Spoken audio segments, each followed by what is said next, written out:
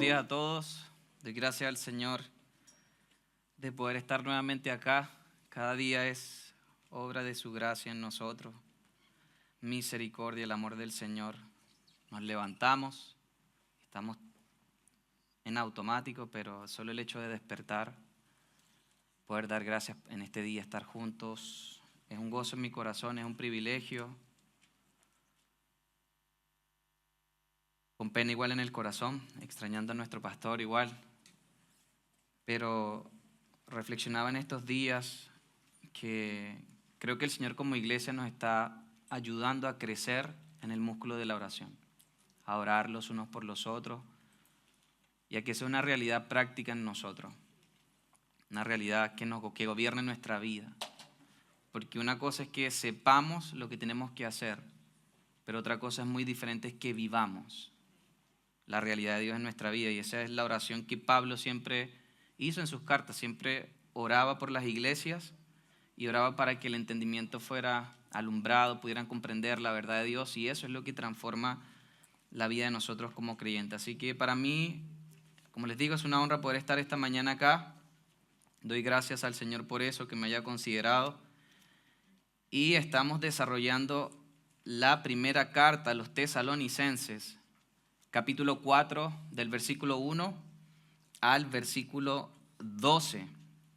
Ahí busquen su Biblia, 1 Tesalonicenses, capítulo 4, versículo 1 al 12. Es toda esa sección en Tesalonicenses que empezamos la semana pasada, iniciamos hablando un poco acerca de lo que contextualizamos la carta, lo que era Tesalónica, vimos en la época de Pablo lo que representó en la iglesia, cómo se originó esa iglesia, las luchas que tenían. Y vimos cómo Pablo, con mucha ternura, con mucho amor, con su autoridad apostólica, corrige a esta iglesia y animaba la vida de estos creyentes. La exhortación que él les hace, se las hace en amor y es para animarlos a que ellos tenían que crecer cada día más en la verdad de Dios que habían recibido, porque ellos recibieron la palabra no como palabra de hombres, sino como la palabra de Dios. Pablo no solamente les predicó, sino que también les modeló el evangelio, les modeló a Cristo. Su vida fue coherente a toda la verdad que les expuso a la iglesia de Tesalónica, y Pablo evidenciaba el poder transformador del evangelio a través de su vida. Después de haber perseguido y ser injuriador de la iglesia, vemos un hombre que sirve, que rindió su voluntad a Cristo. Y a través de la carta, hoy en día nosotros, Pablo nos anima a eso, a crecer, a que eso es un imperativo en nuestra vida, es el llamado que tenemos nosotros como creyentes. Si realmente hemos recibido a Cristo en el corazón, Cristo ha hecho esa obra en nosotros, entonces la voluntad de Dios es que crezcamos en la santificación. Hoy vivimos en tiempos donde muchos confunden gracia con libertinaje, y es peligroso eso, porque es una excusa para pecar. Pero la Escritura obviamente es clara y nos recuerda que la voluntad de Dios a nuestra vida es la santificación. Diga conmigo, santificación. Ese es el llamado que hoy tenemos por Dios, a que no vivamos mezclado con esta cultura. Nuestra cultura es el cielo. Si hemos nacido de Cristo, a que seamos santos, a que seamos sal y luz de esta tierra. Y para recordar un poco lo puntual y podamos seguir desarrollando el versículo 2, recordábamos el versículo 1. Los puntos claves de ese versículo es que Dios nos llama a una vida que abunda en santidad. Habían 4 palabras que se van a desarrollar en toda esa sección que tenía que ver con santidad, amor, venida y testimonio. Pablo le habló a la iglesia recordándole que eran hermanos, y le habla hermanos y usa ese término porque son hijos adoptivos del Padre, porque están unidos por la sangre de Cristo, porque están habitados por un mismo espíritu y habitan un cuerpo. Por eso Él los llamó hermanos. Bien, en ese versículo vimos que Cristo es el fundamento y la esfera del llamado a la santificación, porque Pablo exhorta a la iglesia, como les dije, desde la autoridad apostólica, pero siempre siendo obediente a la cabeza y Señor de la iglesia. Pablo también les expone que lo que agrada a Dios tiene que crecer cada día en nosotros. No basta vivir bien. Pablo anima a los creyentes a que rebosen en obediencia y en amor. No agradamos a Dios para ser salvos, sino que a causa de que hemos sido salvados y habitamos esa nueva naturaleza, agradamos a Dios. No hay espacio para la mediocridad espiritual. Es un mandamiento este andar en crecer.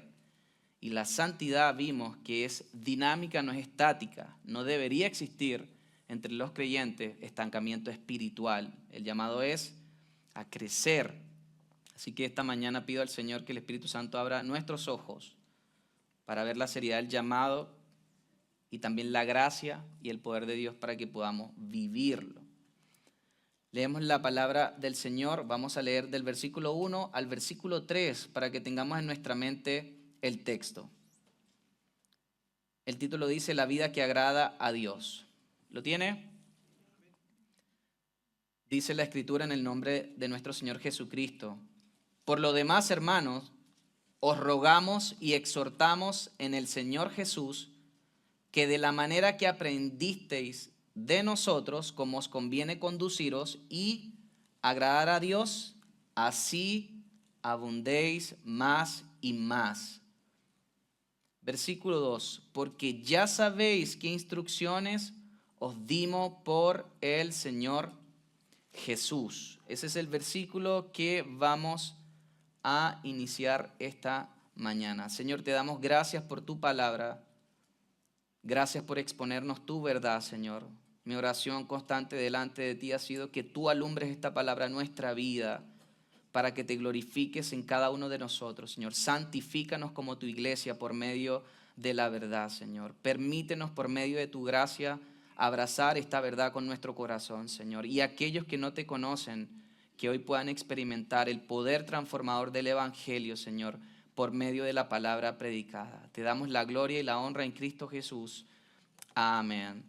Entonces vemos que el apóstol Pablo escribe: porque ya sabéis qué instrucciones os dimos en el Señor Jesús.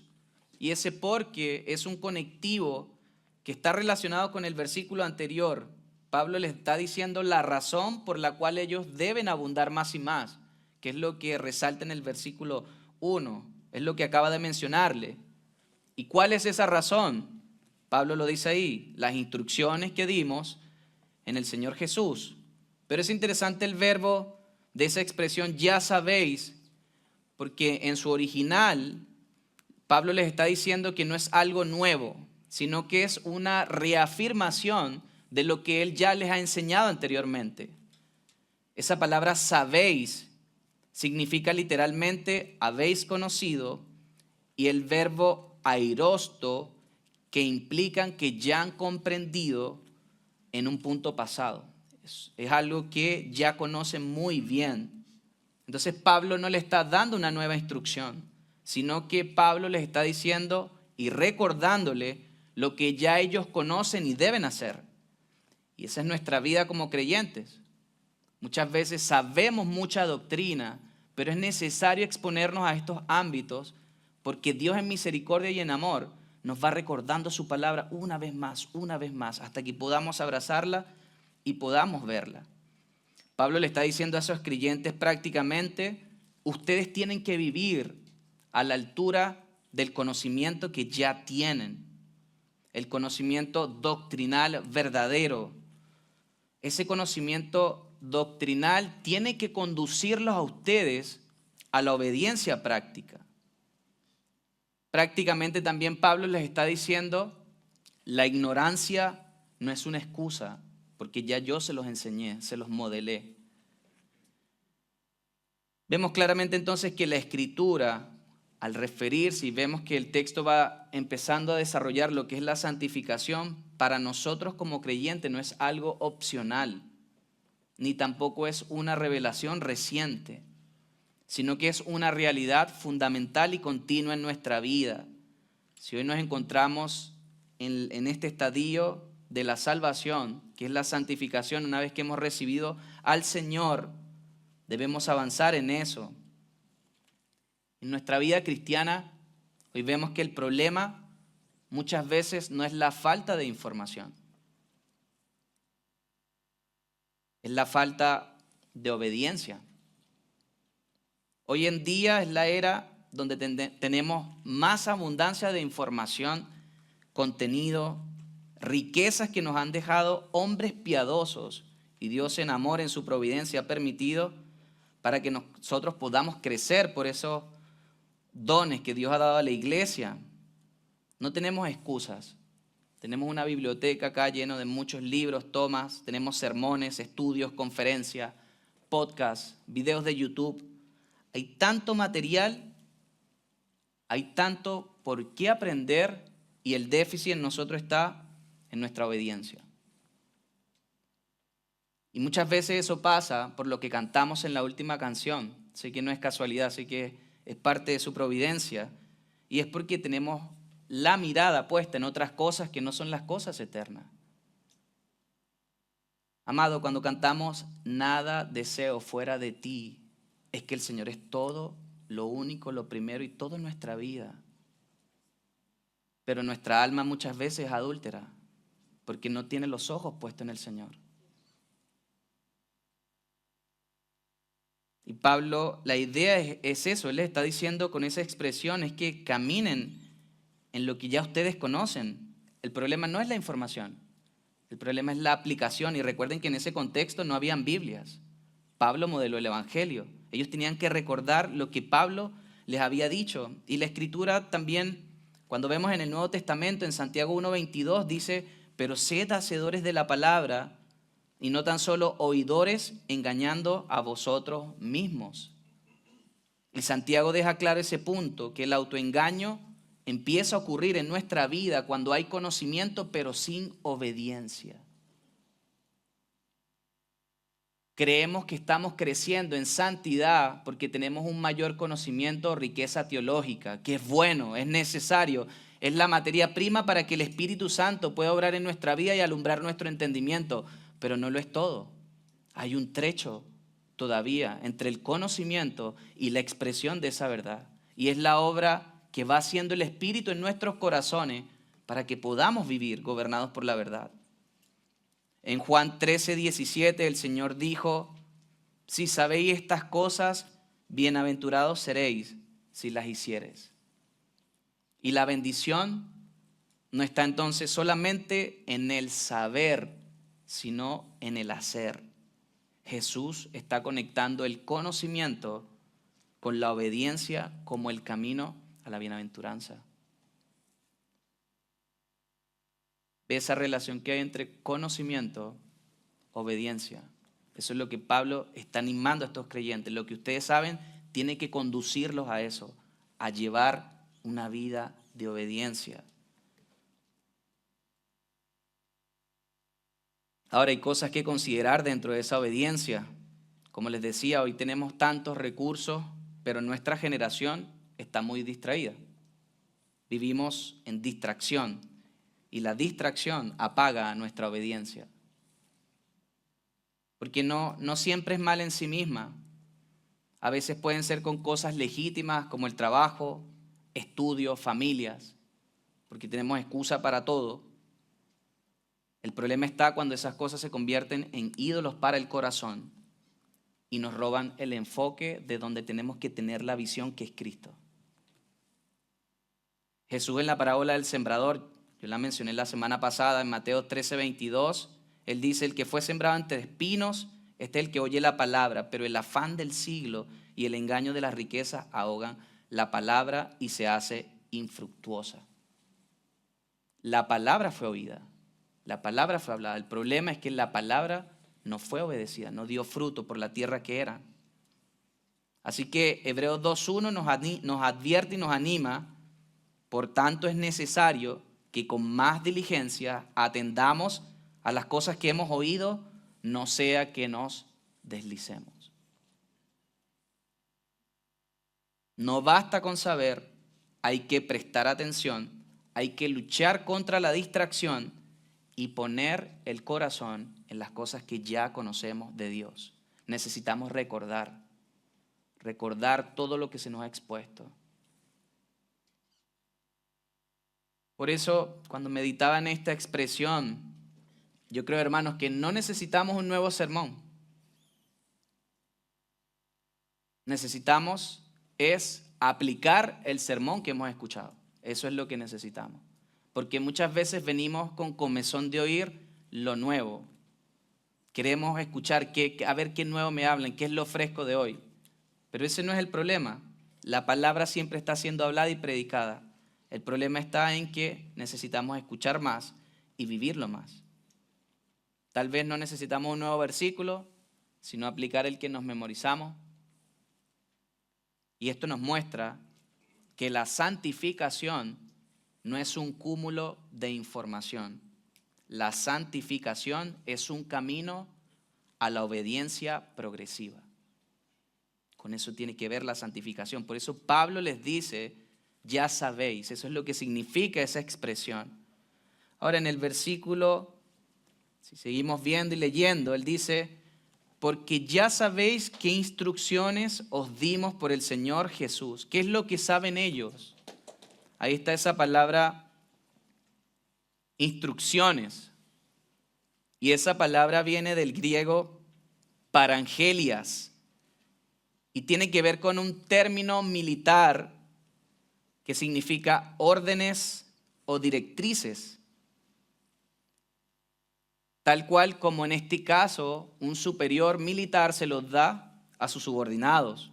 Es decir, son mandatos que son transmitidos con seriedad y que lo que se espera es obediencia. No es un consejo que sea opcional, sino una directiva de parte del superior. Eso es lo que significa esta palabra. En el Nuevo Testamento tiene algunos usos. En Hechos 5:28 tiene que ver con eso, con mandamientos, cuando los sacerdotes les anuncian a los apóstoles que no tienen que predicar en el Evangelio. En Hechos 5:28 les dicen, no os mandamos estrictamente que no enseñáis en ese nombre, porque era una orden. Y es la misma que se usa en 1 Timoteo 1:5 y versículo 18. Y Pablo usa esa misma raíz para hablar de los mandatos pastorales que Timoteo tenía que seguir. Es una orden directa. Entonces Pablo prácticamente les está diciendo, ustedes están recibiendo la palabra y ustedes no pueden tomar a la ligera todas las advertencias, las exhortaciones y todo lo que ha sido transmitido por medio de su vida. Él les está diciendo prácticamente, esto no nace de un deseo humano. Recuerde que en el versículo 1 él les exhorta y les ruega y tiene que ver con animarlos, pero les habló en amor. Pero ahora al decirles que son instrucciones, les está diciendo, estas palabras no son mías, vienen del Señor de la iglesia. Por eso tiene que ser obedecida. Y esto tiene que ver con los imperativos autoritativos del Evangelio. El Evangelio es una vida de imperativos a nuestra vida, donde Dios nos dice, de esta manera hay que conducirnos y tiene que ser sí, amén. No es mi voluntad, es la voluntad del Señor en nuestra vida. Si realmente hemos muerto, hemos resucitado con Cristo y nuestra vida es Cristo. Por eso el apóstol Pablo dijo, ya no vivo yo, Cristo vive en mí. Es la vida del Hijo por medio de mi vida. Y eso es lo que se espera de nosotros como creyentes, que crezcamos en la obediencia a las instrucciones, a los mandamientos que el Señor nos ha dado por medio de su palabra. Ahora más adelante, Pablo no solamente les está hablando de mandamientos e instrucciones, sino que dice, os dimos por el Señor Jesús. Fíjense que usa otra vez la expresión por el Señor Jesús y recalca una vez más la autoridad soberana de Cristo como el dueño y amo de nuestras vidas. Pablo les está diciendo, no tienen que obedecer porque yo se los estoy imponiendo, no. Él les está diciendo, tienen que obedecer porque esto es lo que el Señor de nuestras vidas demanda de nosotros. Primera de Corintios 6:20 dice, porque habéis sido comprado por precio. Glorificad pues a Dios en vuestro cuerpo y en vuestro espíritu, los cuales son de Dios. El llamado a la obediencia es porque nuestra vida no nos pertenece, amado. Es algo que necesitamos entender. Claramente ese versículo en Corintios, cuando Pablo lo está hablando, él lo está hablando en el contexto de una iglesia para que se alejaran de la fornicación, se alejaran de los ídolos, pero tiene que ver con que el cuerpo, el templo es del Señor, toda nuestra vida es del Señor, si realmente vivimos para el Señor. Y fíjense que les dice, han sido comprados por precio. Hay un precio, hubo una transacción que se pagó en el sacrificio perfecto, en la obra perfecta de nuestro Señor, para que fuéramos libertados del pecado.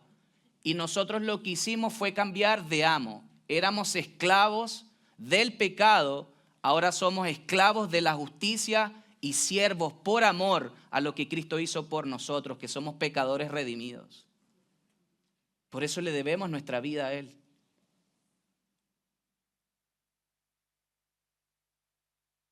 Es que glorificar a Dios en todo, porque son de Dios. Pablo no es el que manda, es Cristo, el Señor que está resucitado y entronizado hoy, sentado a la diestra de Dios. Por eso el señorío de Cristo, cuando Él les dice eso, implica obediencia. Nosotros no podemos tener al Señor, a Cristo, como nuestro Salvador y rechazarlo como Señor. Es incongruente. Muchos quieren experimentar el perdón de Dios, la misericordia, pero muchos no quieren obedecer. Muchos quieren el cielo, la gloria, qué anticipo de la gloria cantábamos. Muchos queremos eso, porque yo también entro dentro de ese número, pero muchos nos negamos a cargar la cruz todos los días y seguirle. Hay días que nos bajamos de la cruz. Cuando la carne quiere gobernarnos, cuando los deseos engañosos del corazón desvían nuestra atención del Señor. Es fácil, amado, ser seducido. Es fácil. Recuerde que nuestra lucha es diaria, es de todos los días. La carne, el mundo, diariamente tenemos una lucha. Y muchos quieren experimentar la gracia, pero no el señorío de Cristo.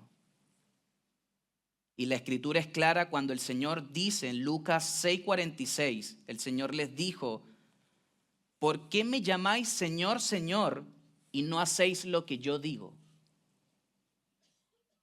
Porque no todo el que dice Señor, Señor va a heredar el reino de los cielos. Eso no es la garantía para que nosotros estemos en el cielo. Es la obra de gracia que Dios haga en nuestro corazón por medio de la fe, aceptar el sacrificio perfecto de Cristo. Y al creerlo con todo nuestro corazón, recibimos la impartición de su nueva naturaleza y empezamos esta carrera que estamos transitando hoy, que es la santificación. Estamos en esa etapa. Fíjense lo duro que es el Señor. ¿Por qué me llamas Señor, Señor y no hacéis lo que yo digo? Y es claramente el Señor que no acepta una fe de labios sin obediencia. No sirve de nada hablar con nuestra boca si nuestra vida realmente no está mostrando coherencia al señorío de Cristo.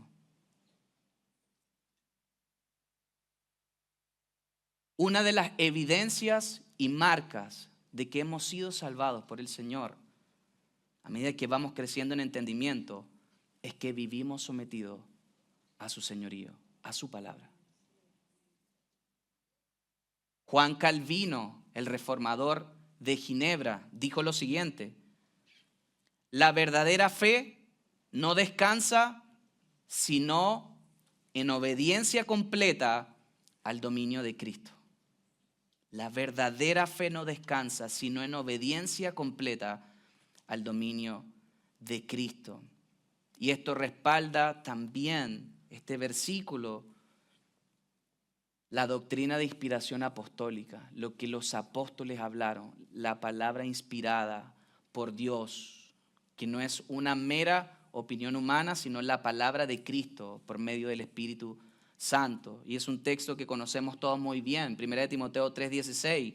Toda la Escritura es inspirada por Dios y útil para enseñar, para redarguir, para corregir, para instruir en justicia, a fin de que el hombre de Dios, sea perfecto, enteramente preparado para toda buena obra. La palabra de Dios lo que produce a nuestra vida. Y Pedro lo dice en 1 Pedro 2:19, también conocido por usted. Tenemos también la palabra profética más segura, a la cual hacéis bien en estar atentos como una antorcha que alumbra un lugar oscuro hasta que el día esclarezca y el lucero de la mañana salga en vuestros corazones. Tenemos la palabra profética más segura. Nuestro problema no es la falta de conocimiento, nuestro problema es la falta de aplicación. ¿Y por qué nos cuesta vivir la palabra? Porque nuestra voluntad no está rendida a Cristo. Porque amamos más los placeres de este mundo. Muchas veces, como les dije, que nuestra alma es adúltera que a Cristo. Porque tenemos la visión, la mirada puesta en otras cosas. Y las cosas temporales muchas veces nos engañan que mantener la mirada en nuestro Señor. Pero tenemos que obedecer todo lo que está escrito en este libro. ¿Cuántos dicen amén? Entonces, claramente el versículo 2, Pablo lo que les está diciendo es que hoy debemos honrar la palabra de Cristo con reverencia y lo que se espera de nosotros es obediencia perfecta, no obediencia a medias, obediencia perfecta. La doctrina que hoy conocemos y que gracias a Dios esto es una casa que está creciendo, que estamos creciendo en conocer más al Señor por medio de su palabra, debe conducirnos a una vida de mayor obediencia y por ende a una vida de mayor santidad. Porque vamos siendo transformados a la imagen del Señor. Si no produce transformación en nuestra vida, es mera información. Y alguien dijo, un comentarista dijo, y con información nadie llega al cielo, sino por la obra de Cristo. Si tú no tienes convicción en tu salvación hoy, es bueno que puedas examinar tu vida y ver si realmente has abrazado la obra perfecta de nuestro Señor con todo tu corazón y estás viviendo para su gloria, para Él, para su voluntad. Esto me llevó a mí personalmente a examinarme. Y siempre se los he mencionado y se los he recordado. Creo que tiene que ser un ejercicio diario entre nosotros, examinarnos todos los días, amado. ¿Cómo sabemos que estamos creciendo en el Señor? Si hoy vemos atrás 10 años, 5 años, ¿cómo sabemos que estamos creciendo? Debería evidenciarse un fruto mayor. Debería evidenciarse una vida que crece en servicio.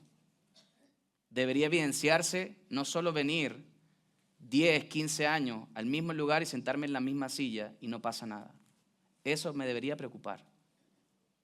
Porque el llamado es a crecer en el Señor. Y en base a eso, el pastor John MacArthur dice, el crecimiento espiritual en Cristo en la vida del creyente no es un proceso instantáneo.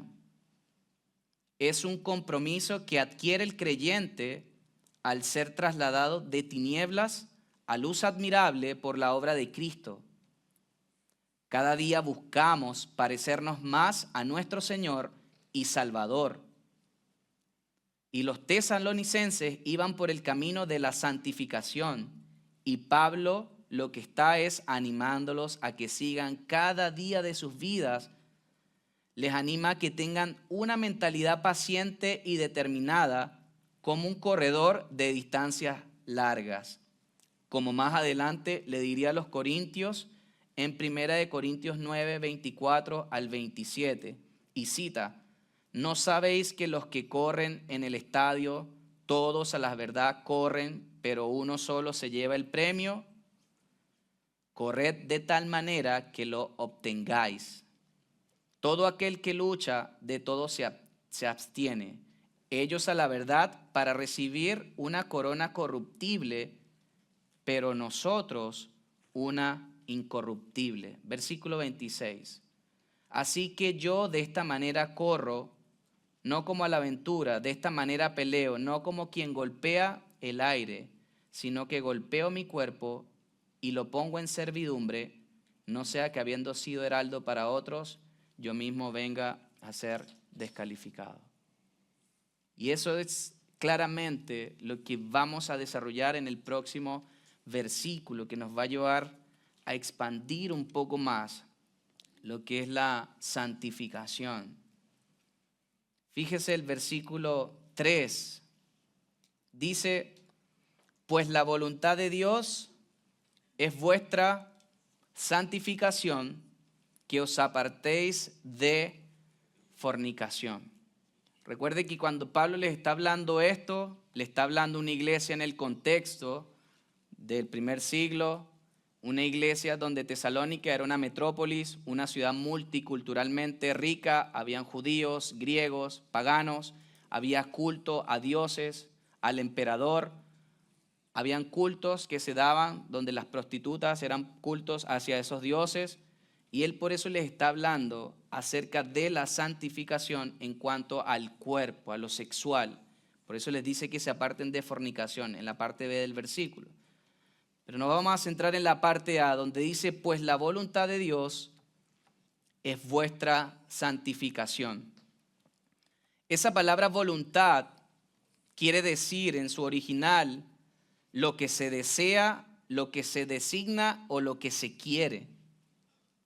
Y es una declaración de la Escritura que es definitoria. Es decir, no es una sugerencia, es una declaración clara de lo que Dios desea para sus hijos. Es decir, implica cumplir su deseo soberano y moralmente vinculante.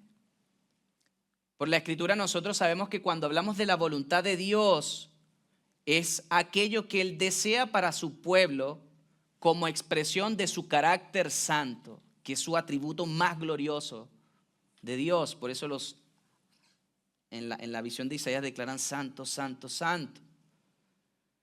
Y la Biblia revela una sola voluntad, pero que vemos a través de la Escritura también, que se expresa de diferentes formas. No las voy a explicar todas, pero es necesario volverlo a recordar, nos hace bien. Dentro de esa voluntad tenemos la voluntad de decreto o la voluntad soberana de Dios, que tiene que ver con su plan eterno, su plan inmutable, soberano, por el cual todo sucede y acontece conforme a ese propósito. En Efesios 1:11, cuando dice, en Él también fuimos hechos herederos, habiendo sido predestinados según el propósito de aquel que obra todas las cosas conforme al consejo de su voluntad. Tiene que ver con esa voluntad de decreto, lo que ya Dios estableció en la eternidad que se va a consumar en su plan. Otro ejemplo sería la crucifixión de Cristo en Hechos 2:23, porque dice que estaba preparado para padecer de esa manera. Y cuando leímos y estudiamos Isaías, vimos que Isaías, muchos siglos antes de la crucifixión, ya anunciaba de qué forma iba a padecer el siervo sufriente. ¿Y eso por qué pasa? Porque esa voluntad de decreto del Señor estaba establecida y se va a cumplir. Esa voluntad es secreta para nuestra vida hasta que se cumple. No depende directamente de nuestra obediencia, porque Dios en su providencia va conduciendo a que se cumpla ese plan y sea glorificada su voluntad. Incluye el mal, aunque Dios, escúchese bien, Dios no es el autor del pecado ni lo tolera. No es que Dios apruebe el pecado, pero Él va a usar eso igual para que se cumpla su voluntad.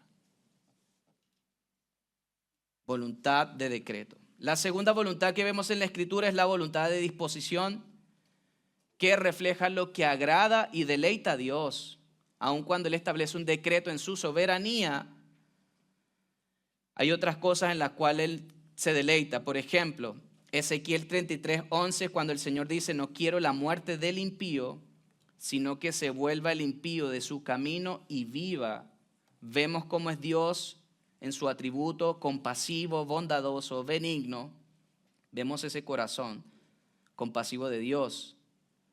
No contradice su voluntad de decreto, porque van a ser salvos los que han sido elegidos. Pero el Señor quiere que el impío se arrepienta y que reconozca su salvación. Y esa es la extensión de la misericordia de Dios hacia tu vida hoy. A que si estás escuchando el mensaje del Evangelio hoy, puedas decirle al Señor que realmente quieres entregar tu vida a Cristo.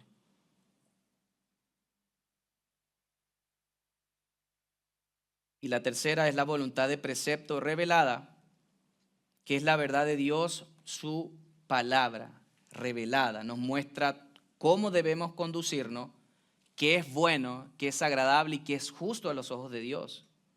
Y eso es lo que está hablando en el versículo 3. Esa es la voluntad de Dios, porque no es un plan oculto de Dios y nos los ha dado a conocer claramente por la Escritura. Por eso la ignorancia no es una excusa. Señor, yo no sabía, no vamos a tener esa excusa, porque tenemos toda la revelación de Dios acá.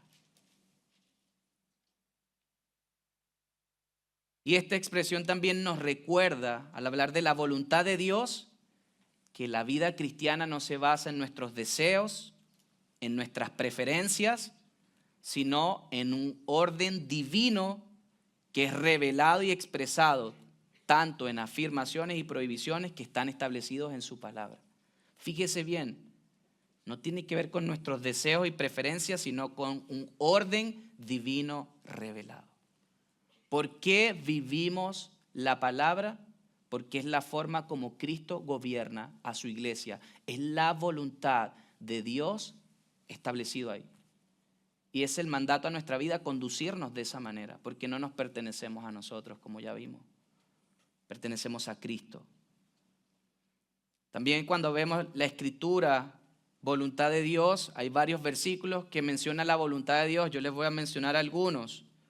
En 1 Timoteo 2:4 vemos que la voluntad de Dios, ya dividimos cuáles son esas tres voluntades, incluye la salvación.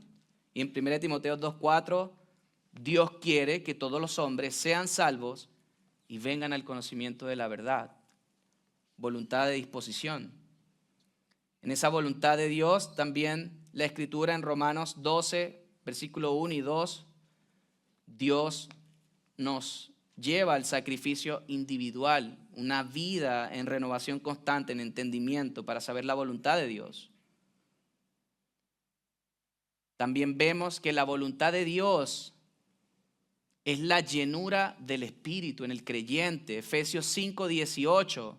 Y no os embriaguéis de vino, en lo cual hay disolución, mas sed llenos del Espíritu.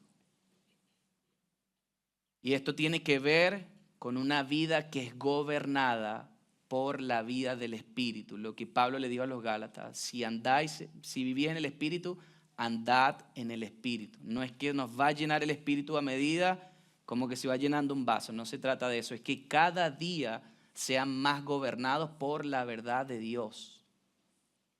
Esa es la voluntad de Dios. También en la Escritura dice que la voluntad de Dios es la sumisión ante las autoridades. En 1 de Pedro 2, versículos 13 y 15, dice: sed pues sujetos a toda ordenación humana por respeto a Dios, ya sea al rey como a superior, a los gobernadores como de él enviados para venganza de los malhechores y para loor de los que hacen bien, porque esta es la voluntad de Dios, que haciendo el bien hagáis callar la ignorancia de los hombres vanos. Someternos a las autoridades es la voluntad de Dios. Orar por las autoridades es la voluntad de Dios. Vio que si hiciéramos una lista por lo cual tendríamos que orar, como dijo nuestro pastor Eduardo, vio que nos faltarían horas para orar. Hay tantos motivos por los cuales orar y nuestros minutos son escasos de oración delante del Señor. La voluntad de Dios también tiene que ver con el sufrimiento. Y todo creyente, todo aquel que está en Cristo, está llamado a eso. En 1 de Pedro 3:17 dice, porque mejor es que padezcáis haciendo bien, si la voluntad de Dios así lo quiere, que haciendo mal.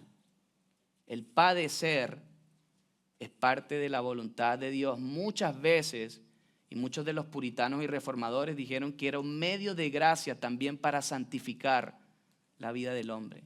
Cuando padecemos, Dios nos santifica.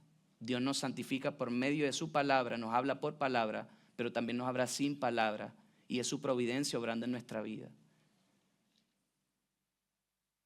La voluntad de Dios también tiene que ver con el ser agradecidos. 1 de Tesalonicenses 5:18 dice, dad gracias en todo, porque esta es la voluntad de Dios para con vosotros en Cristo Jesús. Damos gracias por todo, siempre. Esa es la expresión que está abundantemente en nuestra boca, en nuestras palabras. ¿O tenemos más palabras de quejas? Porque como creyentes, así nos dijeron esta mañana, no hemos sido llamados a eso.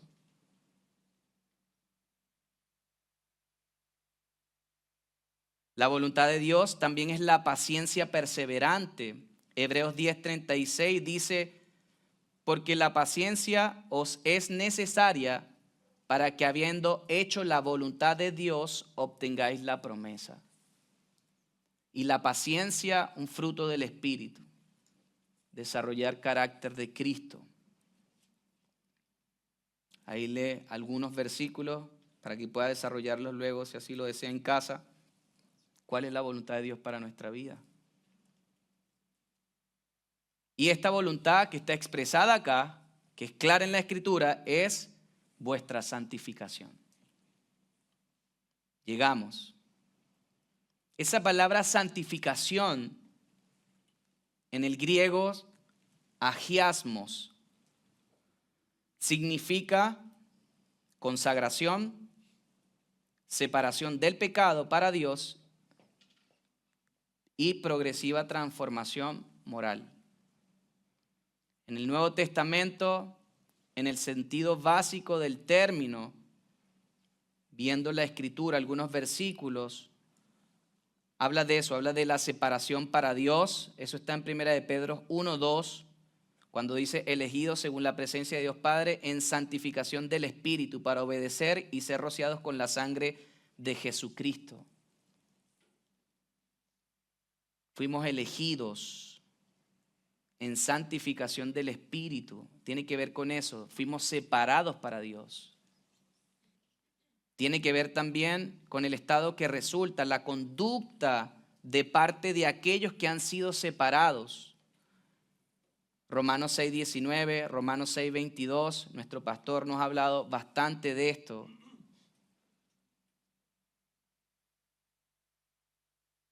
Y la santificación es el estado predeterminado por Dios para los creyentes que Él en gracia llama y que comienzan y persisten en la vida cristiana. También dentro de su definición vemos otro versículo.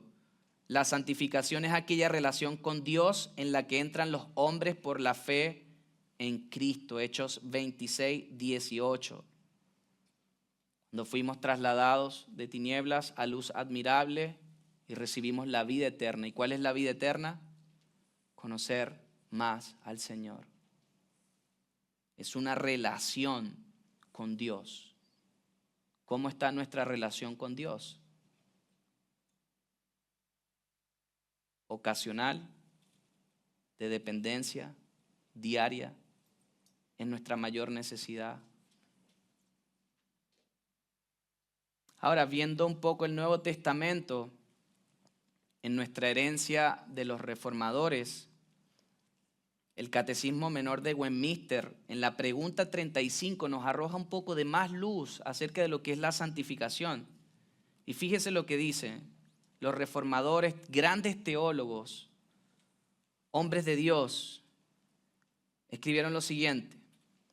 La santificación es la obra de la libre gracia de Dios por medio de la cual somos renovados en la totalidad de nuestro ser, según la imagen de Dios, y somos capacitados más y más para morir al pecado y vivir para la justicia.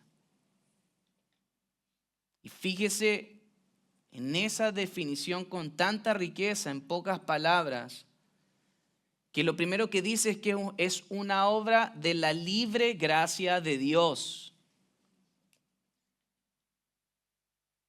Esto nos está diciendo de que es una obra de Dios y no del hombre. De principio a fin, la salvación es del Señor, lo cantamos. No tiene que ver con un mérito humano, una disciplina carnal, sino que es el fruto de la vida del Espíritu obrando en la vida de un creyente. Es la obra de la libre gracia de Dios. Es Dios el que hace esa obra gloriosa. Filipenses 2:13 dice, porque Dios es el que en vosotros produce así el querer como el hacer por su buena voluntad.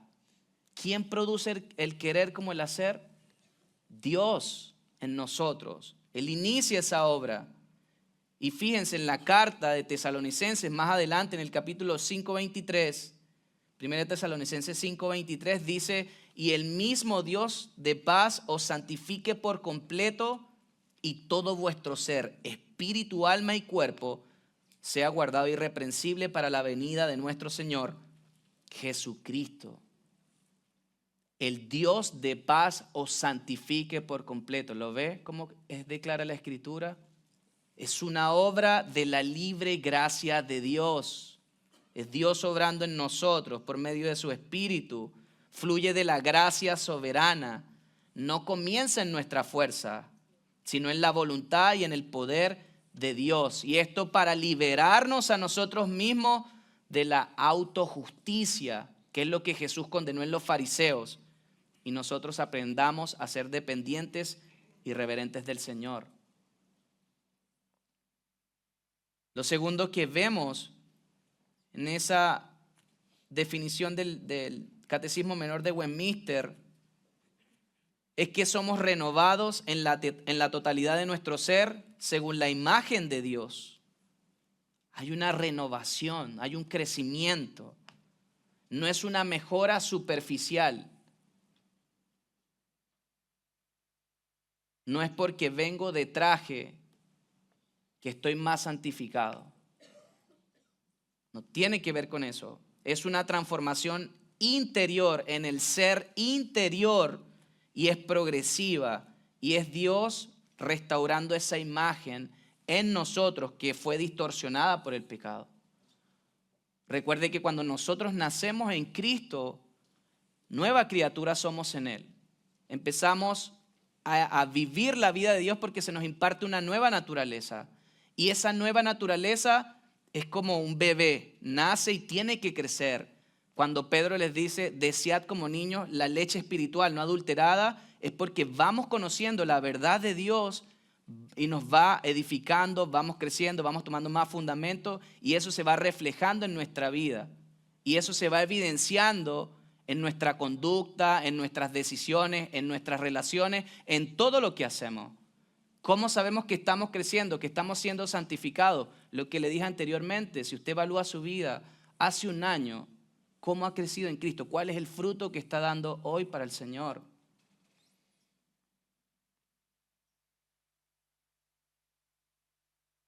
Pablo en Colosenses 3, 9 y 10 dijo, no mintáis los unos a los otros, habiendo despojados del viejo hombre con sus hechos y revestidos del nuevo. Cuando el pastor Eduardo nos predicó acerca de las vestiduras de Cristo, revestirnos de ese nuevo hombre hecho a imagen de la justicia, a imagen del que lo creó, se va renovando hasta el pleno conocimiento, hasta ser un hombre maduro. ¿Hasta qué estatura? Hasta ser como Cristo en la tierra. Ese es el llamado nuestro.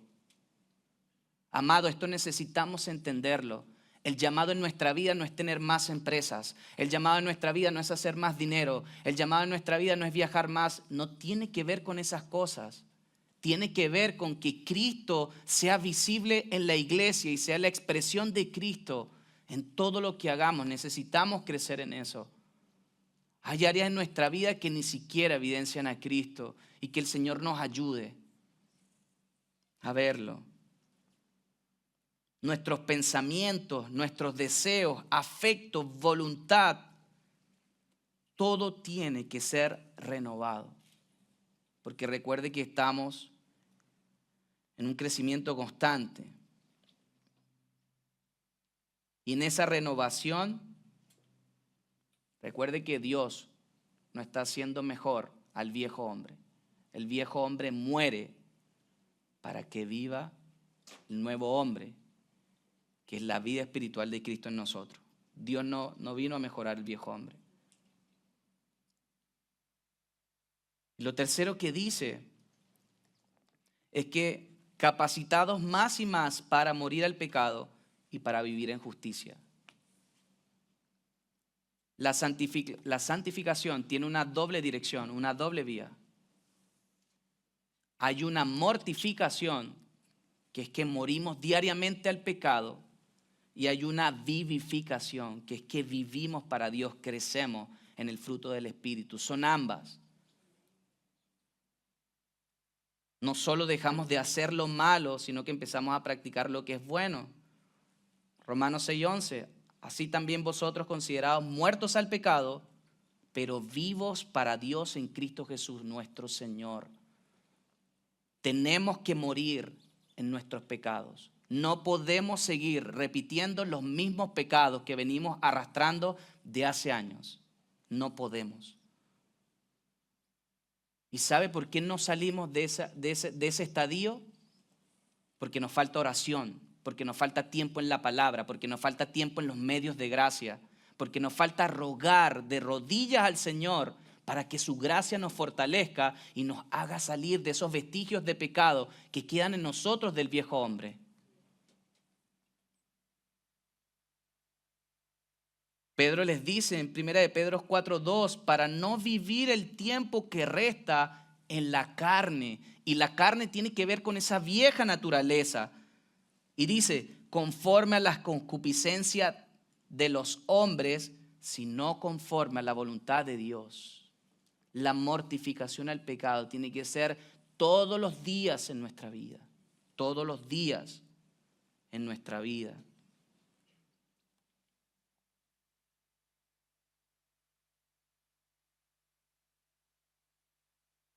Y la santificación tiene algunos elementos clave. Coloque allí elementos claves de la santificación para reforzar lo que ya vimos en el concepto o la definición, mejor dicho, que dieron los reformadores. Sabemos que es iniciada por Dios. Ese es el primer punto.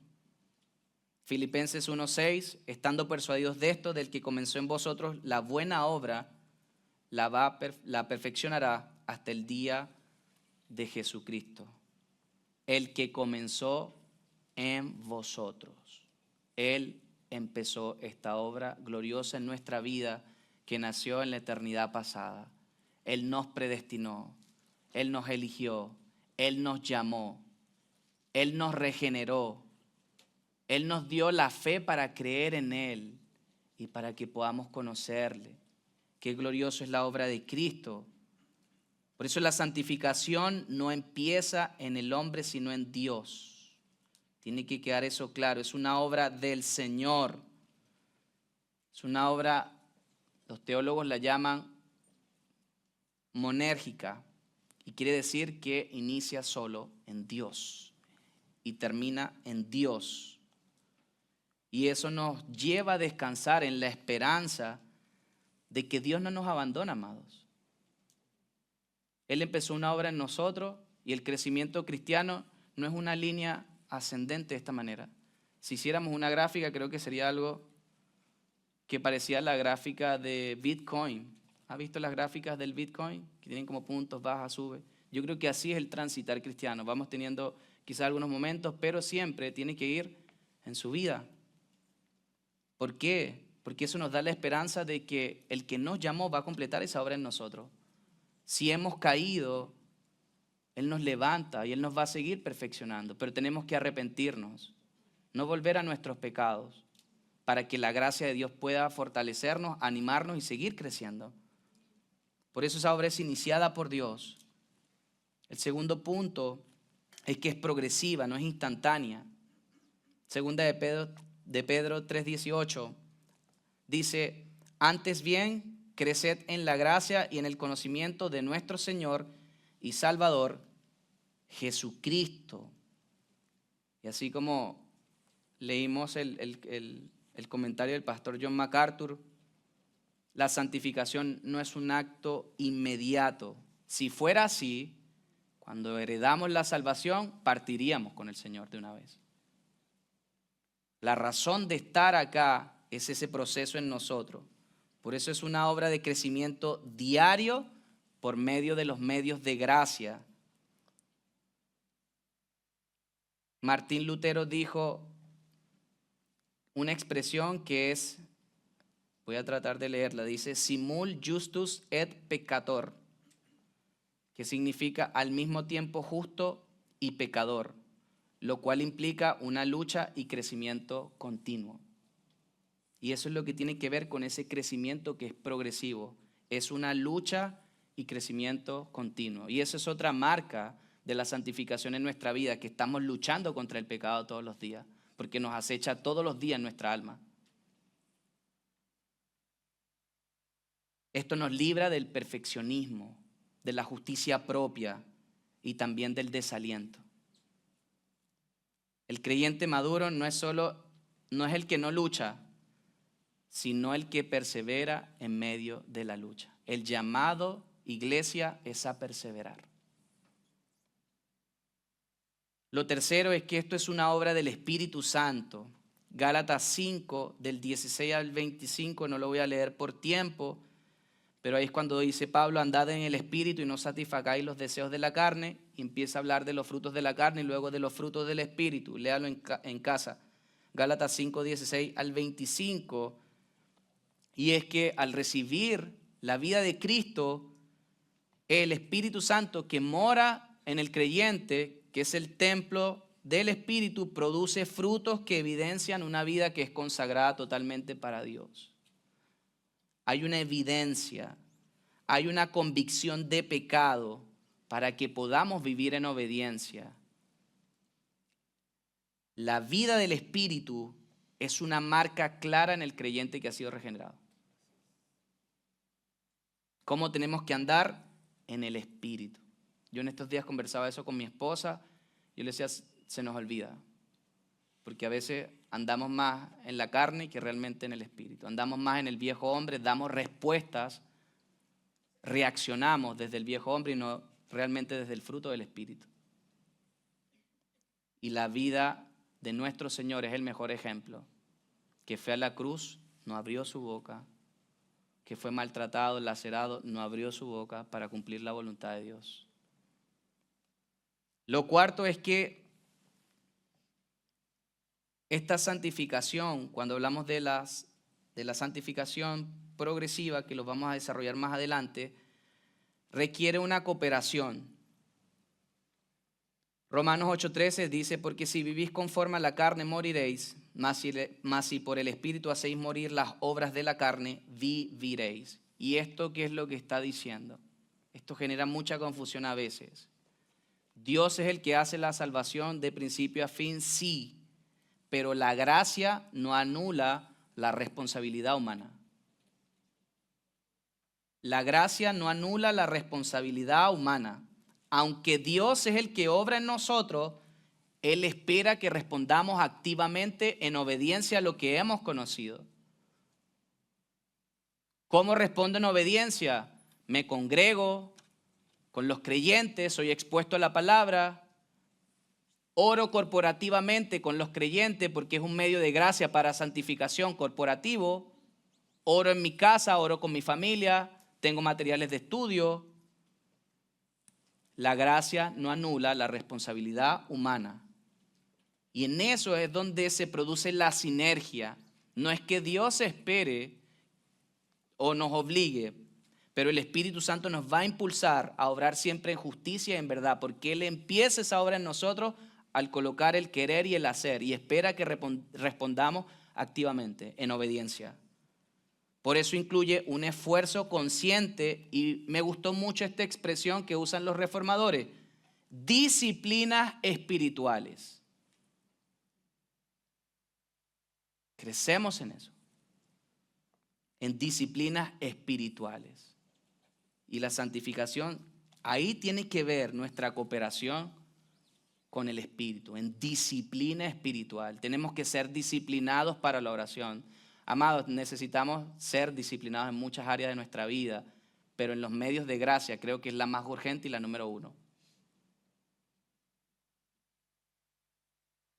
¿Cuánto tiempo leíste la Escritura esta semana? ¿Cuánto tiempo meditaste? ¿Tomaste un tiempo para sentarte y meditar en la verdad de Dios? ¿Cuánto tiempo tomaste para orar por algún hermano, para recordar, para hacer un llamado, enviar un WhatsApp, un audio, servir a un hermano? Recuerden que la gracia no anula la responsabilidad humana. Entonces, esto claramente nos muestra que el cristiano no es pasivo. Somos llamados a hacer morir el pecado. Por eso la mortificación es diaria. Por medio del Espíritu, vestirnos de ese nuevo hombre por medio de las fuerzas que Dios nos da en su gracia. Y esto nos lleva al quinto punto, que es que incluye lucha contra el pecado. Ya lo he mencionado, eso está en Hebreos 12, 1, 4. No me voy a extender porque ya lo he mencionado. Y el sexto punto, que es el final, es la vida que se manifiesta en frutos visibles. Gálatas 5, 22 y 23. Y esto tiene que ver con que la santificación no es invisible, no es secreta, tiene que evidenciarse, tiene que verse. Y por eso le dije, no se trata de un traje, se trata de acciones coherentes con la verdad. Eso es santificación, frutos observables en la vida de los creyentes. Aunque muchas veces puede haber autoengaño, pero la vida en santificación nos va a llevar a crecer más y más porque el Espíritu nos hace abundar en ese fruto.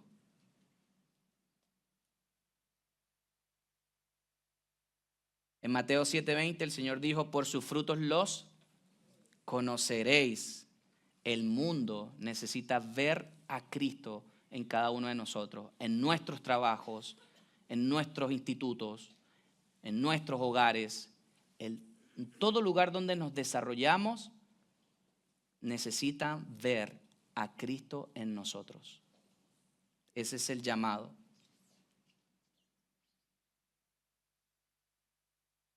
Así que, hermanos, para cerrar, ¿cómo es posible? Y muchas veces lo he visto, que alguien diga que ha sido salvado por Cristo y no esté siendo santificado por esa obra gloriosa.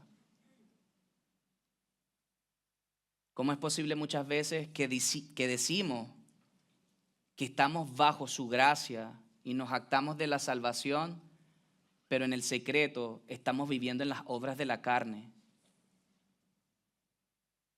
Recuerden que la gracia que salva es gracia que transforma. La cruz no solo nos libera del castigo del pecado, sino también del poder del pecado. Por eso no tenemos que crecer en esas obras infructuosas. Y escribí estas preguntas para reflexión que quiero hablarte esta mañana. Yo las tomé también para mí personalmente. ¿Estás cooperando con el Espíritu para morir al pecado cada día?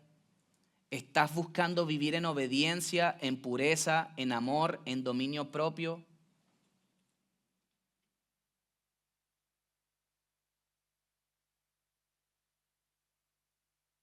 ¿Estamos rindiendo cada día nuestra vida a esa obra santificadora? La santificación no es solamente una doctrina que, si el Señor nos permite, vamos a seguir ampliando porque hay muchas cosas más que ver. Pero no es solamente una doctrina para que nos llevemos un conocimiento, sino una verdad que se nos demanda vivir hoy.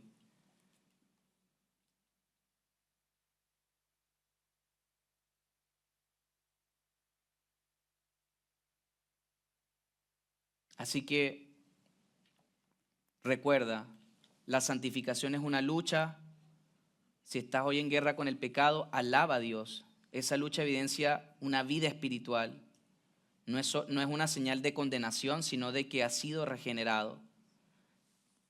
Pero si pecas y no sientes remordimiento, no sientes dolor, no sientes tristeza en tu corazón, si vives conforme a tus deseos, a tus anhelos, a los deseos de la carne, a los deseos de la vieja naturaleza, y no te redarguye el espíritu, debes examinar si realmente has nacido de nuevo. Hoy les digo, amada iglesia, no nos apartemos de su palabra. No nos descuidemos en la oración. No nos aislemos del cuerpo de Cristo. No nos acostumbremos o tengamos en normalidad a lo que Dios odia y no tolera, y es el pecado. Y no tratemos la santidad como si fuera algo opcional a nuestra vida, sino que es un mandamiento y en esto debemos crecer. No es una carga pesada que debemos llevar solos, sino una obra gloriosa que Dios realiza en nosotros por amor. Y esto nos anima porque algún día esa lucha va a cesar. Y vamos a ver cómo va a ser esa santificación final, cuando será la victoria para siempre de todo, la consumación del propósito eterno, cuando seamos como Cristo, tal cual como Él es en ese cuerpo de gloria y lo veamos al Señor y lo disfrutemos eternamente. Entonces veremos que toda esa transformación interna que Dios está haciendo hoy en nuestra vida cobra un sentido, porque la vamos a seguir disfrutando del otro lado de la gloria. La santificación empieza acá. Sin la santidad nadie verá al Señor. Crezcamos en santidad para que lo disfrutemos eternamente cuando estemos en el otro lado de la gloria, y disfrutemos al Señor por siempre. Así que si hoy te has descuidado, nos hemos descuidado, arrepintámonos y volvamos al camino. Si estamos cansados, levantemos los ojos al autor y consumador de la fe, porque Él es el que nos anima y va a hacer esa obra completa en nosotros. Y si estamos luchando, no nos rindamos, porque en medio de esa lucha, Dios está obrando. Amén. Oremos. Gracias te damos por tu palabra, Señor. Gracias por hablar a nuestra vida esta mañana, por exponer tu verdad, Señor. Yo te pido, Señor, que alumbres esta palabra en nuestro entendimiento.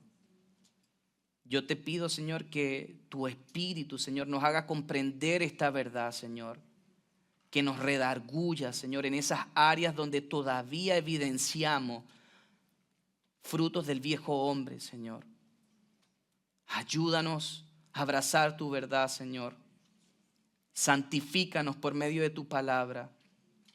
Y que tu gracia nos fortalezca en el ser interior para que podamos seguir perseverando la carrera que hoy vivimos, Señor.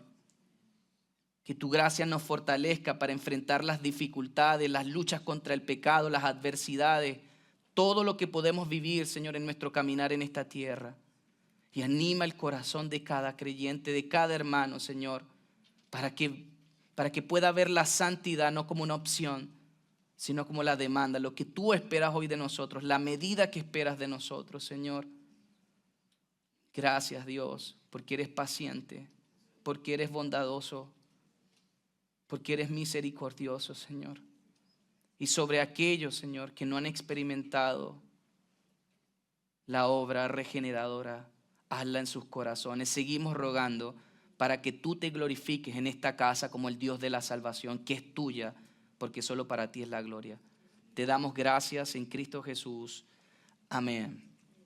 Amén, hermanos.